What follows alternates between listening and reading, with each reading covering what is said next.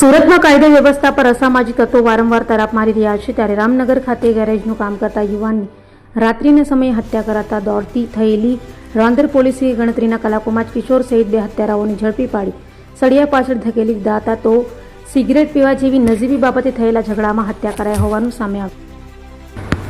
સુરતમાં રોજેરોજ હત્યાના બનાવમાં વધારો થઈ રહ્યો હોય, જેને લઈ કાયદો વ્યવસ્થા સામે સવાલો ઊભા થઈ રહ્યા છે. ત્યારે સુરતના રાંદેર વિસ્તારમાં યુવાનની હત્યા કરાતા ચકચાર મચી ગઈ હતી. રાંદેરના રામનગર પાસે મોડી રાત્રે ગેરેજનું કામ કરતા 33 વર્ષીય અમર ઉર્ફે કાલુની હત્યા કરાતા રાંદેર પોલીસ સ્થળે દોડી ગઈ હતી અને લાશનો કબજો લઈ ત્વરિત તપાસ હાથ ધરી રાંદેર પોલીસે અમર કાલુની હત્યા કરી ભાગે છૂટેલા કિશોર સહિત 2 હત્યારાઓને ઝડપી પાડ્યા હતા.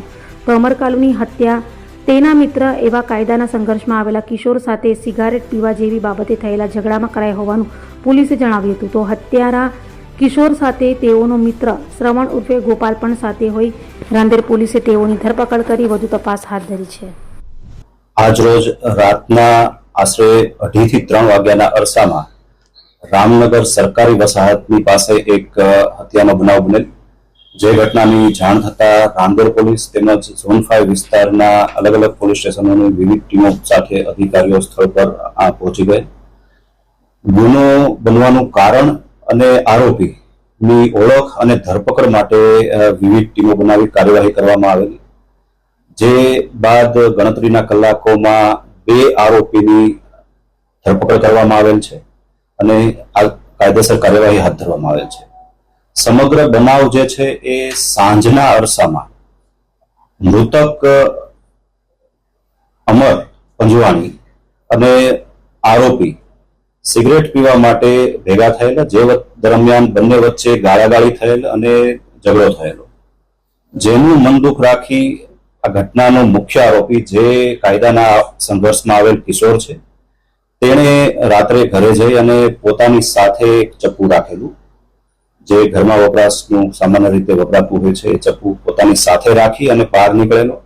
અને આ ગુનામાં સહ આરોપી તરીકે જે સામેલ છે તે સંઘર્ષમાં આવેલ કિશોરના મિત્ર શ્રવણ ઉર્ફે ગોપાલને પોતે સાથે રાખી ફરીથી સિગરેટ પીવા જવા માટેની વાત કરેલી. અને આ શ્રવણ મારફતે જ તે મૃતક કાલુ પંજવાણીને સંપર્ક કરેલ હોવાની પ્રાથમિક હકીકત અત્યારે તપાસ દરમિયાન જણાયેલ છે. તેને બોલાવી ત્રણેય લોકો બાઇક પર રવાના થયેલ અને આ દરમિયાન જ બાઇક ચલાવવા બાબતમાં અને સિગરેટ પીવા બાબતમાં ફરીથી બંને વચ્ચે બોલાચાલી થયેલ, ઝઘડો થયો. અને ઝઘડાના પરિણામે જે ઘટના સ્થળ છે ત્યાં આરોપી દ્વારા પોતાની સાથે લાવેલું ચપ્પુનો એક ઘા મૃતકને મારી દેવામાં આવેલો, જે બાદ તેની મૃત્યુ નિપજેલું છે. અને આ સમગ્ર બનાવમાં સામેલ બંને આરોપી, જેમાં એક શ્રવણ ઉર્ફે ગોપાલ, જે ઉગત કેનાલ રોડ પાસેની ઝુંપડપટ્ટીમાં રહે છે, અને અન્ય જે છે એ કાયદાના સંઘર્ષમાં આવેલ કિશોર છે, તેની ધરપકડ કરવામાં આવેલ છે અને આગળની કાયદેસર કાર્યવાહી હાથ ધરવામાં આવેલ છે. સર, મૃતક શું કરે છે અને આરોપી શું કરે છે? મૃતકને રાંદેર વિસ્તારમાં 2-વ્હીલર ઓટો ગેરેજ ચલાવે છે અને એ રીતે પોતાનું ગુજરાન ચલાવતો હતો. આરોપી જે છે એ કાયદાના સંઘર્ષમાં આવેલો કિશોર છે મુખ્ય, જેથી તેની ઓળખ આપી શકાય તેમ નથી. અન્ય જે સાથે રહેલ આરોપી છે તે એક જે ઇવેન્ટ મેનેજમેન્ટ છે તેમાં એક સામાન્ય જે નોકરી કરે છે અને એ રીતે પોતાનું ગુજરાન ચલાવે છે.